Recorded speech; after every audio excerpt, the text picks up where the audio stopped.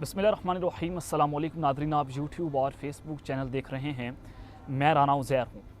नादरकाम, इस वक्त पाकिस्तान की इस्टेब्लिशमेंट खुलकर सामने आ चुकी है और खुलकर खेला जा रहा है। और इस सब के अंदर आज इस्लामाबाद हाई कोर्ट से जो खबरें आई हैं उसने भी हलचल मचा कर रख दी है। लेकिन साथ ही फ़रख हबीब की लॉन्चिंग उसने भी आज अचानक सबको हैरान करके रख दिया है।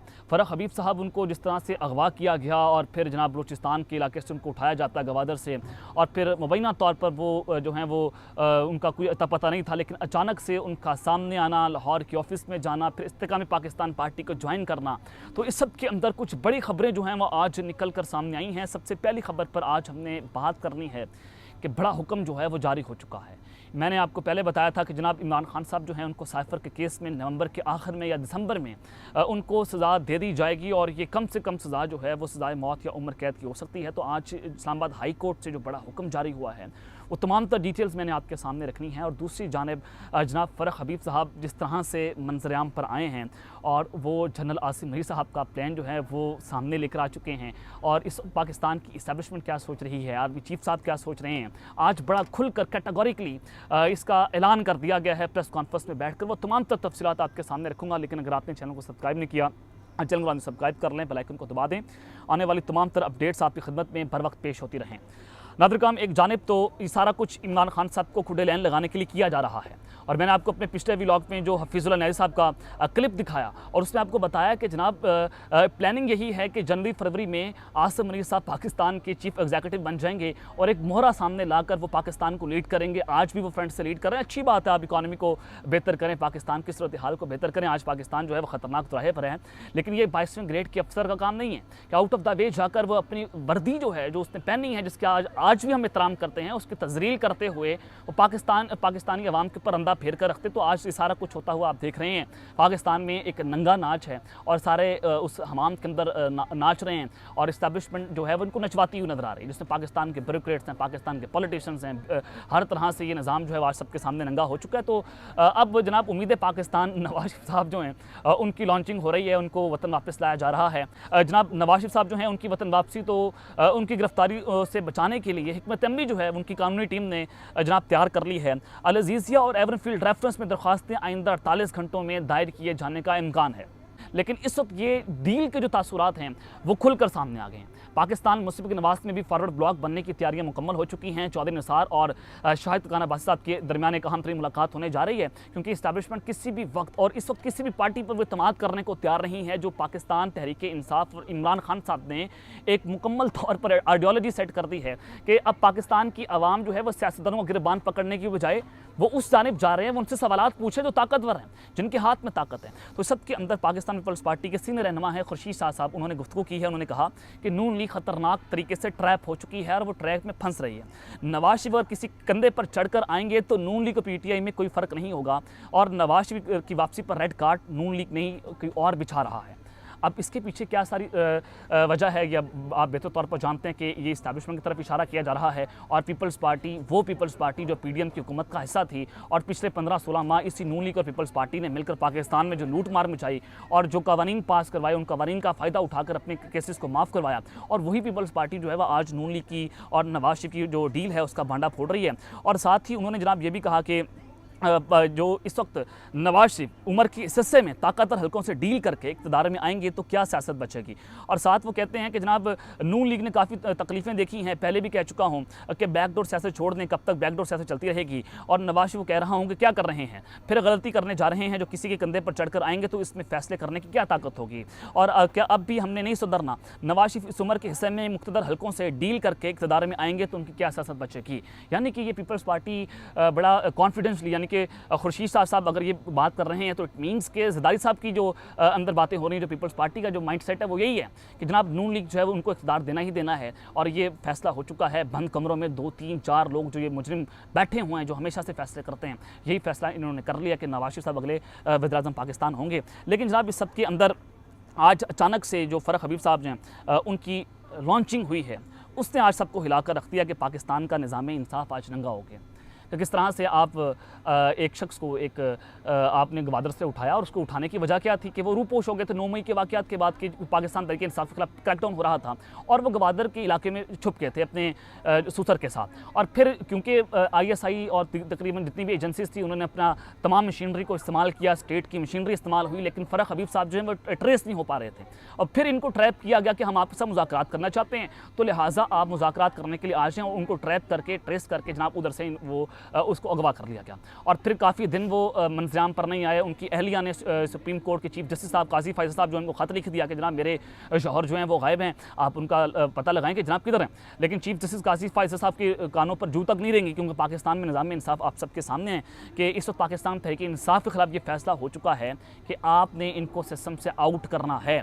ये बड़ी चीज़ें जो हैं वो कैटेगोरिकली आज मीडिया भी इसको नैरेटिव बनाता हुआ नज़र आ रहा है। तो जनाब सबसे पहले आपको बताना ही चाहता हूँ कि जो आज फ़रख हबीब साहब जो हैं उन्होंने जो प्रेस कॉन्फ्रेंस की है, और उस प्रेस कॉन्फ्रेंस से पहले आपने देखना है कि एक शख्स आपने उसको अगवा किया, अगवा करके आपने उस पर मेंटली टॉर्चर भी किया, फिजिकल टॉर्चर भी किया, और बताया जा रहा था कि फ़रख हबीब साहब जो है पार्टी छोड़ने को तैयार नहीं है, तो बदतरीन तशद्दुद जो है वो हो सकता है।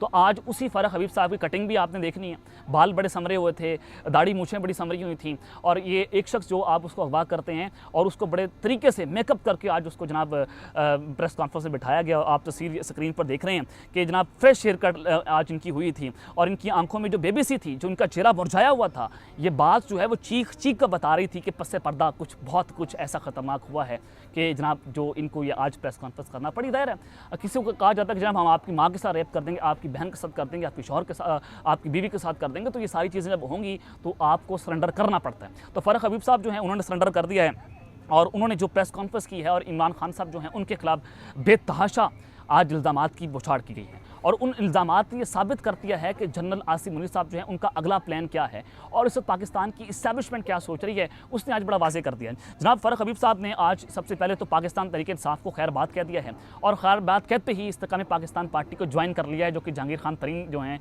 जो पाकिस्तान तहरीक इंसाफ छोड़ कर गए और उन्होंने अपनी नई पार्टी लॉन्च की थी और उस पार्टी में गए। अब इस्तेकाम पाकिस्तान पार्टी में शामिल होने का मतलब ये इस्टेब्लिशमेंट की बी टीम है, और इस्टेब्लिशमेंट ने अपनी बी टीम में फ़रख हबीब को जो है वो शामिल कर लिया है। आज उन्होंने जनाब फ़रख हबीब साहब ने इस्तेकाम पाकिस्तान पार्टी के सीनियर रहनुमाओं के साथ मिलकर एक प्रेस कॉन्फ्रेंस की, और अचानक से एक शख्स अगवा होता है। अगवा होते ही जनाब वो लाहौर के एक ऑफिस में मिलता है, तो आप अंदाज़ा लगाएं कि आज पाकिस्तान में किस कदर ताकत का नंगा नाच है। तो उन्होंने जनाब कहा कि 9 मई की जो मैं मजम्मत करता हूँ ये पुरतशद्दुद वाक़यात थे, और जो अदम एतमाद आया वो बिल्कुल आइनी और कानूनी तरीके से लाया गया था, और उस अदम एतमाद के बाद इमरान खान साहब ने मुल्क में एक तशद्दुद की फ़िज़ा जो है उसको कायम किया। और उन्होंने कहा कि पार्टी जो है उन्होंने रहनुमाओं और वर्कर्स को पुरतशद्दुद मुज़ाहमत में धकेल दिया। हमने इसलिए जदोजहद नहीं की थी कि पुरअमन सियासत की बजाय तशद्दुद का रास्ता इख्तियार किया जाए।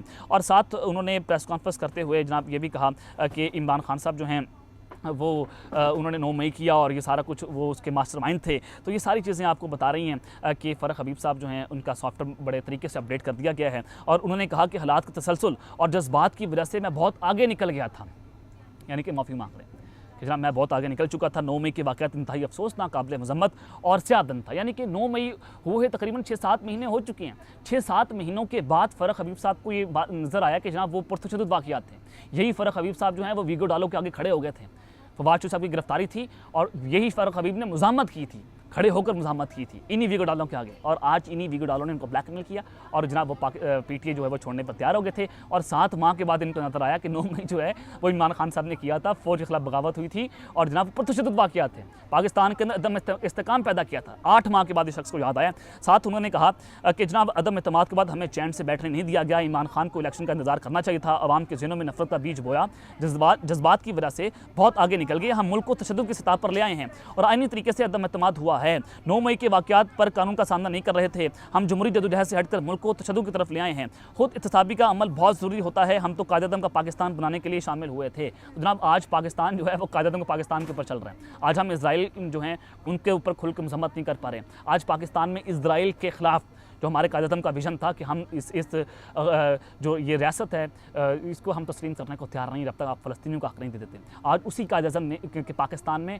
इज़राइल के खिलाफ जब प्रोटेस्ट हुआ, हमारी पुलिस ने उनके ऊपर डंडा बरसाया और उनको गिरफ्तार कर लिया गया, और उनके घरों पर छापे मारे गए। इसी कायद-ए-आज़म के पाकिस्तान में आज सारा कुछ होता हुआ जनाब आप देख रहे हैं। लेकिन खैर आज ये इस्टेब्लिशमेंट का प्लान आपके सामने आ गया है कि अब इस्टेब्लिशमेंट ने चूंकि ये फैसला कर लिया है, बंद कमरों में फैसला है, तो अब इससे पीछे नहीं हटना। अब इमरान खान साहब जो हैं वो भूल जाएं सियासत को। ये बिल्कुल अलल ऐलान on the record on the board ये टीवी पर बैठकर बहुत सारे सहाफ़ी इस पर भाषण झाड़ रहे हैं। जो जमहूरी चैंपियन बना बैठे थे जनाब इमरान खान साहब के दौर में कि फ़लाँ सहाफ़ी जो है आपने उसको उठा लिया, फ़लाँ सहाफ़ी को बहुत तशद्दुद हो गया। आज वो सारे सहाफ़ी जो हैं इमरान खान साहब पर जब तशद्दुद किया जा रहा है, जब उसकी पार्टी के खिलाफ क्रैकडाउन किया जा रहा है, वो आज जनाब इनके हाथों और इनके इशारों पर नाच रहे हैं। तो इमरान खान साहब के खिलाफ एक अचानक से बड़ा हुक्म जो है वो जारी हो चुका है।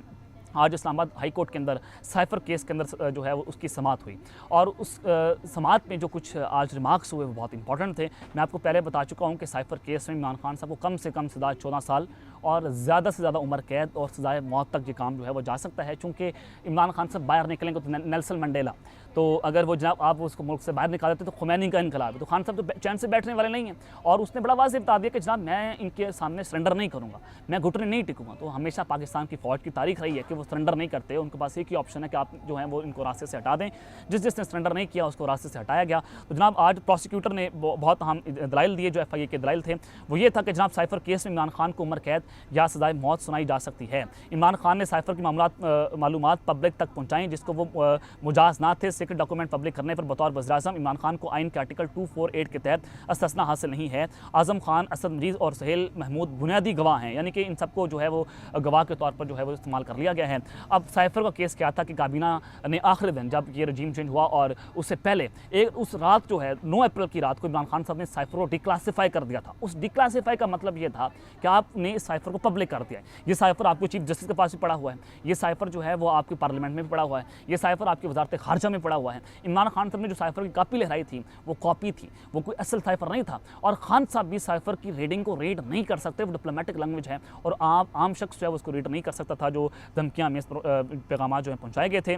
तो जनाब अब इमरान खान साहब जो हैं उसको इस केस के अंदर जो है फंसाने की कोशिश की जा रही है। साइफ़र केस का फैसला जो है दिसंबर के आखिर या नवंबर के आखिर या दिसंबर के शुरू में कभी भी इन 2 माह के अंदर कभी भी फैसला जो है वो सुना दिया जाएगा। क्योंकि आज इस्लामाबाद हाई कोर्ट ने बड़ा वाज़ेह ऐलान कर दिया है कि जनाब ये ट्रायल जो है वो जेल के अंदर होगा, हम जनाब इसको अदालत के अंदर नहीं ले जा सकते। तो इससे अदालतों में प्रेशर का आप अंदाज़ा लगा सकते हैं और इस्टेब्लिशमेंट का जो माइंड सेट है आप उसका अंदाज़ा लगा सकते हैं कि इस वक्त Pakistan out of the way मार्शल्लाह ये बदतरीन पाकिस्तान का दौर जो है वो चल रहा है। तो अब तक इतना ही अपना ख्याल रखिएगा और अपना ख्याल लाने के बाद पाकिस्तान जिंदाबाद।